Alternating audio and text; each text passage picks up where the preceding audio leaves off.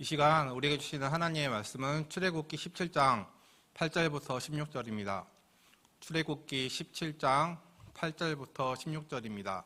구약 107쪽입니다. 구약 107쪽입니다.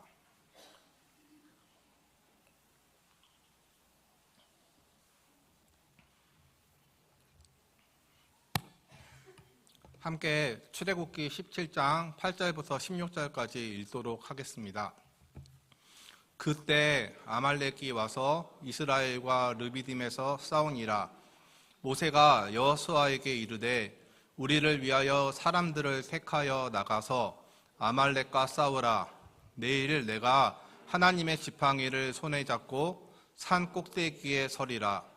여호수아가 모세의 말대로 행하여 아말렉과 싸우고 모세와 아론과 훌은 산 꼭대기에 올라가서 모세가 손을 들면 이스라엘이 이기고 손을 내리면 아말렉이 이기더니 모세의 팔이 피곤함에 그들이 돌을 가져다가 모세의 아래에 놓아 그가 그 위에 앉게 하고 아론과 훌이 한 사람은 이쪽에서 한 사람은 저쪽에서 모세의 손을 붙들어 올렸더니 그 손이 해가 지도록 내려오지 아니한지라. 여호수아가 칼날로 아말렉과 그 백성을 쳐서 무찌르니라. 여호와께서 모세에게 이르시되 이것을 책에 기록하여 기념하게 하고 여호수아의 귀에 외워 들리라. 내가 아말렉을 없이 하여 천하에서 기억도 못하게 하리라. 모세가 제단을 쌓고 그 이름을 여호와 니시라 하고 이르되 여호와께서 맹세하시기를 여호와가 아말렉과 더불어 대대로 싸우리라 하셨다 하였더라. 아멘. 하나님께서는 종살이 하던 이스라엘 백성을 구원하시고 출애굽하게 하십니다. 애굽에서 종살이 하는 동안 고된 노동이 있었지만 먹고 자는 데는 지장이 없었습니다. 그러나 그들에게는 자유가 없었습니다. 아무리 먹고 자고 할 수 있다 한들 자유가 없고 억압이 있다면 불행한 것입니다. 그런 곳에서 신음하는 이스라엘을 하나님께서 구원하시고 젖과 꿀이 흐르는 땅으로 인도하십니다. 그런데 이런 큰 은혜를 입었던 이스라엘 민족은 약속의 땅을 향해 가는 광야길에서 물이 없게 되자 불평을 합니다. 가도 가도 끝이 없는 모래길, 이정표 하나도 없는 땅, 먹을 것, 마실 것, 입을 것 매우 부족한 곳이 광야입니다. 낮에는 무더위로 고생하고 밤에는 강추위로 고생하고 맹수로부터 생명이 위협받는 곳이 광야입니다. 그런 광야에서 생존을 위협하는 목마름이라는 큰 장애물을 만났습니다. 그렇다 보니 하나님께서 정말 계신가 안 계신가 시험해보고 싶었을 것입니다. 하지만 하나님께서는 광야라는 극한 상황에서도 오직 하나님 한 분만을 의지하기를 원하십니다. 신학자 폴 틸리는 이런 말을 한 적이 있습니다. 들어보십시오. 큰 슬픔과 고통에 직면했을 때일수록 은혜가 더 절실하게 다가온다. 지금은 아무것도 하려고 하지 말라. 언젠가는 많은 일을 하게 될 것이다. 아무것도 구하지 말고 아무것도 애써 보여주지 말고 아무것도 각오하지 말라. 그저 내가 받아들여졌다라는 사실을 받아들여라 라고 말합니다. 광야라는 곳은 어떻게 보면 우리 인간이 할 수 있는 것이 아무것도 없는 그런 곳입니다. 그렇게 역설적으로 그 어떤 때보다 하나님의 능력을 가장 많이, 가장 드라마틱하게 경험할 수 있는 곳이기도 합니다. 그런데 오늘 본문 앞에를 보면 출애굽기 17장 1절부터 7절을 보면 이스라엘 백성은 르비딤에 이르러 물이 없게 되자 하나님을 시험하며 모세에게 왜 우리를 인도에 내어서 목말라 죽게 하느냐라고 불평합니다. 그러나 놀랍게도 하나님께서는 이러한 백성들의 불평에도 불구하고 모세를 통해 지팡이로 반석을 치게 하시며 물을 공급하시며 목마름을 해결해 주십니다. 그리고 물이 나온 반석이 있는 장소를 마사 또는 무리바라고 부릅니다. 출애굽기 17장 7절 후반절을 보면 그 뜻은 이렇습니다. 이는 이스라엘 자손이 다투었으며 또는 그들이 여호와를 시험하여 이르기를 여호와께서 우리 중에 계신가 안 계신가 하였습니다. 여기 있는 저와 여러분도 이스라엘 백성처럼 하나님께서 채워주실 광야의 큰 은혜를 기다리지 못하고 삶 속에서 이스라엘 백성처럼 불평하고 더 나아가 하나님을 시험하는 행위를 할 때가 간혹 있습니다.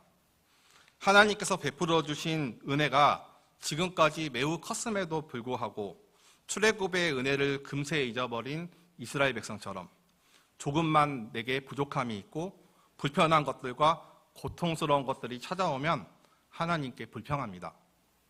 이렇게 하나님을 향한 믿음이 크게 흔들릴 때, 불평이 쌓여갈 때 대적들은 항상 그때를 노리고 공격해 옵니다.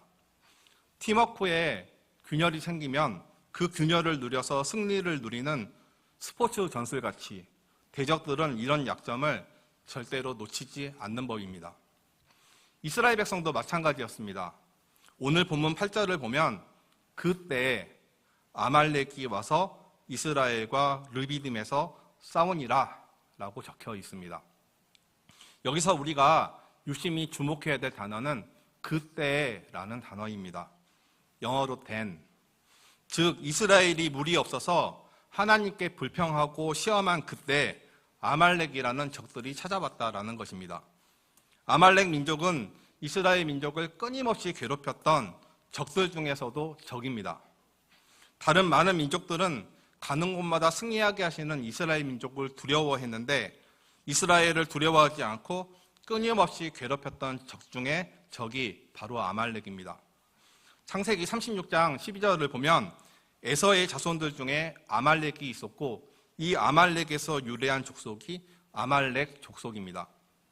사랑하는 여러분, 에서가 누구입니까? 팥죽 한 그릇에 장자 명분을 팔고 육신의 정욕에 따라서 이방 여자와 결혼하고 자기 멋대로 살던 사람입니다. 에서에게서 출발한 이 족속은 창세기 36장 31절을 보면 에돔이라는 자신만의 왕국을 세웁니다.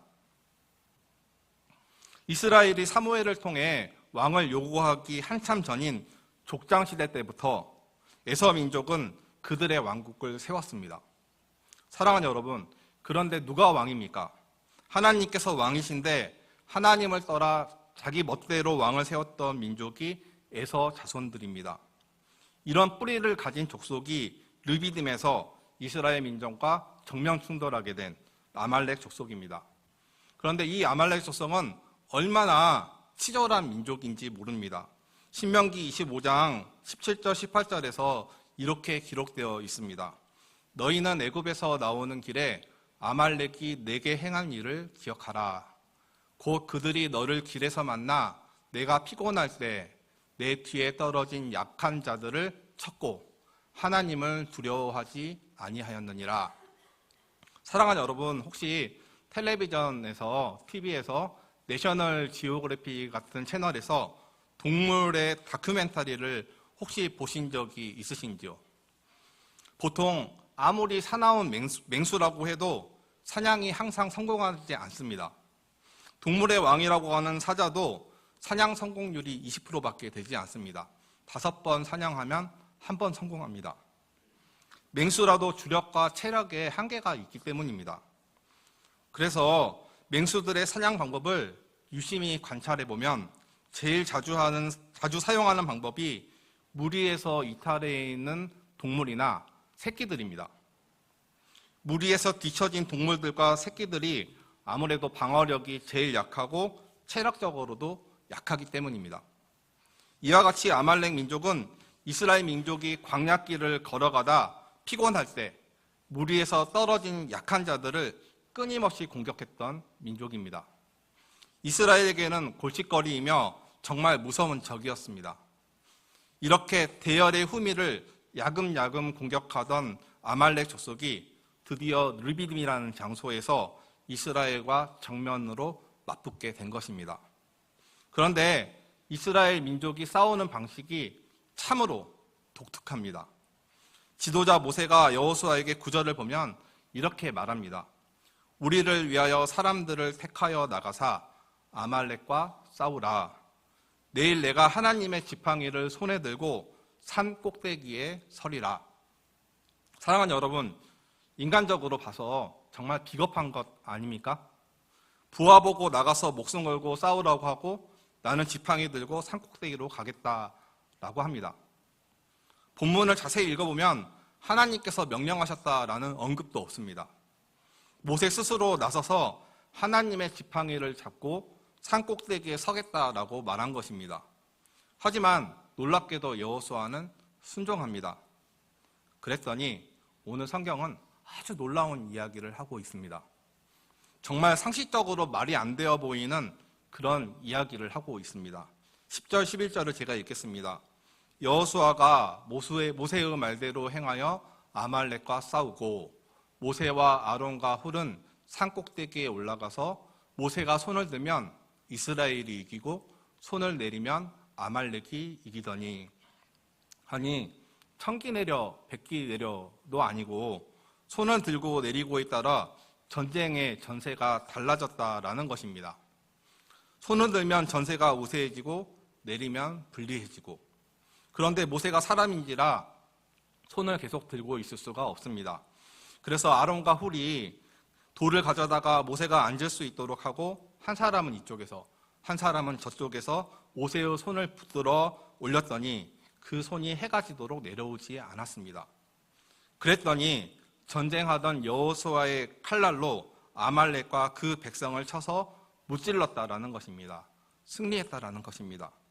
사랑하는 여러분, 그렇다면 모세가 손을 들었더니 전쟁에서 이겼다라는 이 말씀을 믿으십니까?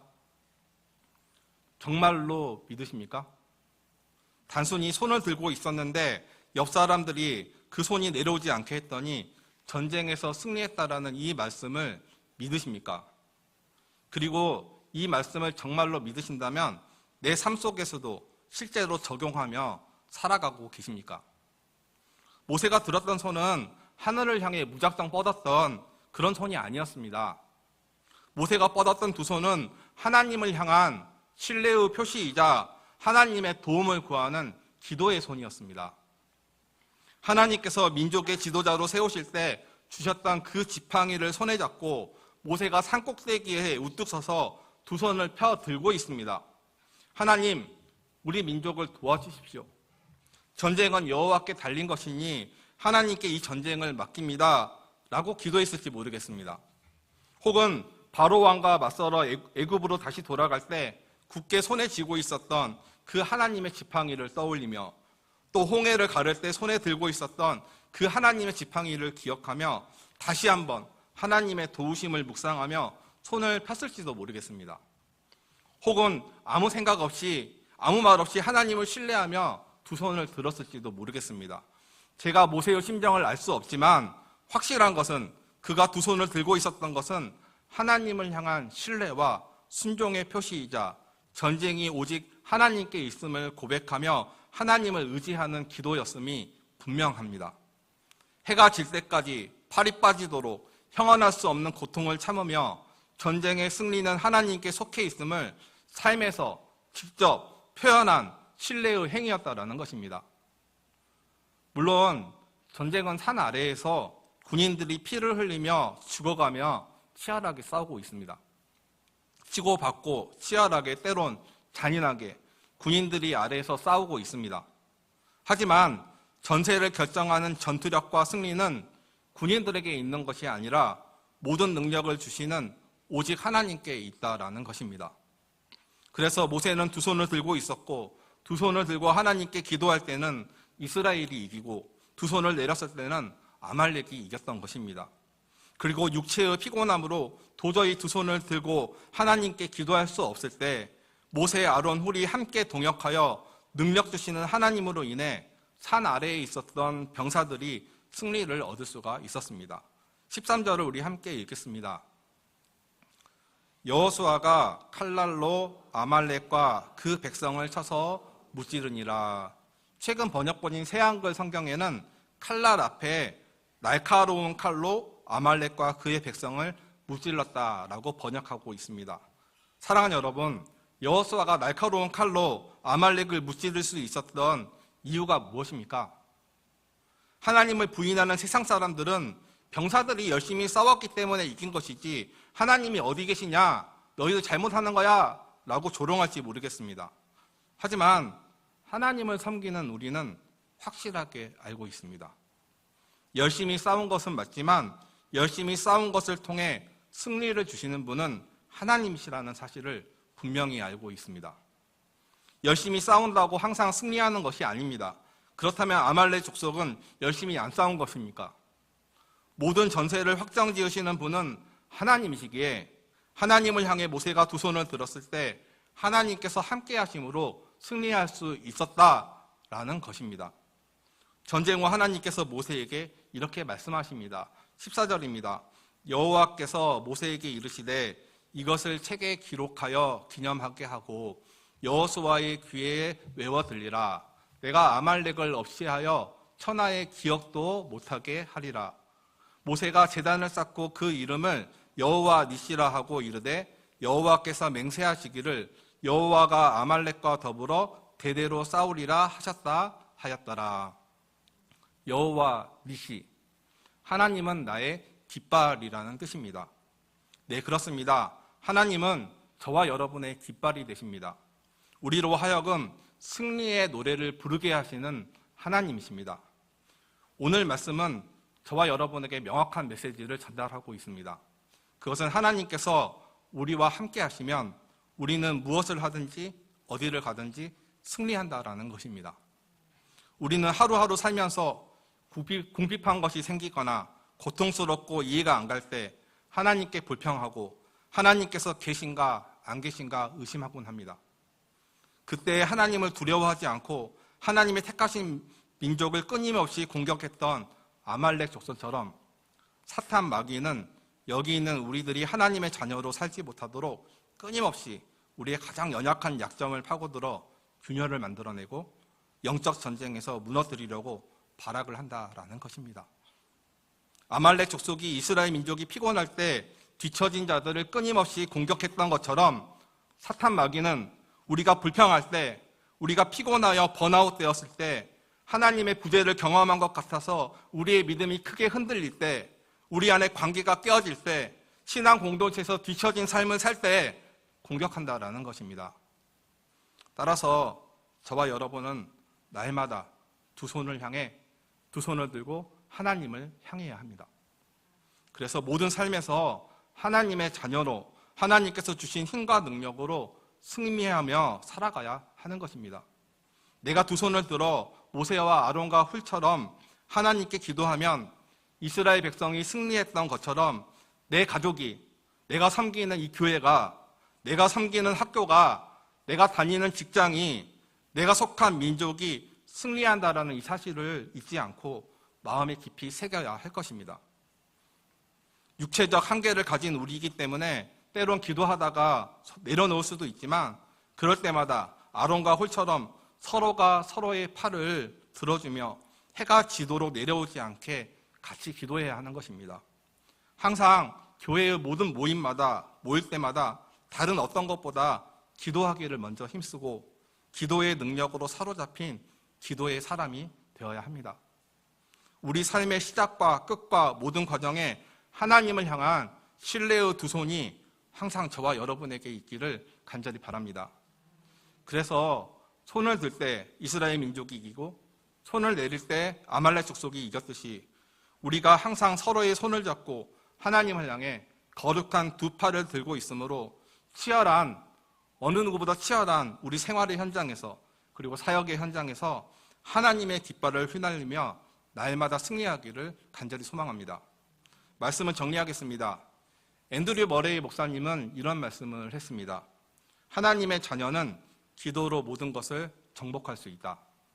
사탄이 교인들에게서 이 무기를 빼앗거나 그것의 사용을 제지하려고 최선을 다하는 것은 이상한 일이 아니다. 모든 것을 정복할 수 있는 기도의 권능을 놓치지 마시기를 바랍니다. 위대한 선물을 사탄에게 빼앗기거나 제지당하여 패배하는 삶을 사는 것이 아니라 기도의 권능을 사용하여 내가 속한 공동체를 살리는 거룩한 두 손을 든 세상을 향한 중보자가 모두 되시기를 간절히 바랍니다. 저와 여기 계신 모든 분들의 손이 하나님의 능력을 붙잡는 기도의 손이 되기를 바랍니다. 그래서 늘 하나님을 의지함으로 가는 곳마다 승리하는 그 은혜가 우리의 삶의 끝까지 함께 하시기를 간절히 소망합니다. 기도하겠습니다. 사랑과 은혜가 풍성하신 하나님, 이스라엘 민족이 광야에서 힘들어 목말라서 하나님께 불평할 때 아말렉이라는 대적이 찾아왔습니다. 하나님, 저희도 이스라엘 민족처럼 연약한 존재여서 불평할 때도 있고 하나님의 부재를 경험한 듯한 삶을 살 때도 있습니다. 하지만 우리가 오늘 이 말씀을 붙들고 우리의 삶을 더욱더 견고히 하기를 원합니다. 불평보다는 하나님을 향한 끝까지 신뢰하는 그 믿음을 우리에게 허락하여 주시고, 또한 우리의 삶이 흔들리지 않도록 우리 모두 다 가정의 리더가 되게 하시고 교회의 리더가 되게 하시고 이 나라 이 민족을 책임지는 기도의 리더가 되게 하셔서 서로가 서로를 붙잡고 두 손을 들어 하나님을 향해 기도할 때 우리가 속한 공동체가 하나님의 나라가 되는 은혜가 임하기를 간절히 소망합니다. 그렇게 이루어가실 우리 하나님을 신뢰하며 감사드리며 예수님의 이름으로 기도드립니다. 아멘.